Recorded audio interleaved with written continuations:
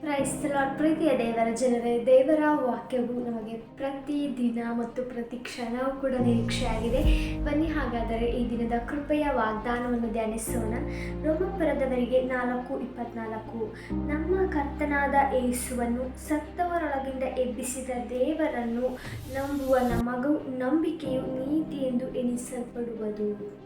ಪ್ರಿಯ ದೇವಜನರೇ, ಯೇಸು ಕ್ರಿಸ್ತನು ನಮ್ಮ ಮೇಲೆ ಆತನಿಗೆ ಎಷ್ಟೋ ಪ್ರೀತಿಯನ್ನಿಟ್ಟು ನಮಗೋಸ್ಕರ ಈ ಲೋಕಕ್ಕೆ ಬಂದು ನಮ್ಮ ಪಾಪ ಶಾಪ ಅಪರಾಧಗಳಿಗೋಸ್ಕರ ಸತ್ತು ಹೂಣಲ್ಪಟ್ಟು 3ನೆಯ ದಿನದಲ್ಲಿ ಎಬ್ಬಿಸಲ್ಪಟ್ಟನು ಎಂಬುದಾಗಿ ನಂಬುವ ನಮ್ಮನ್ನು ತನ್ನ ಪುತ್ರರನ್ನಾಗಿ ಮಾಡಿಕೊಂಡನು ಮತ್ತು ನಮ್ಮನ್ನು ನೀತಿವಂತರು ಎಂಬುದಾಗಿ ಹೇಳುತ್ತಾರೆ.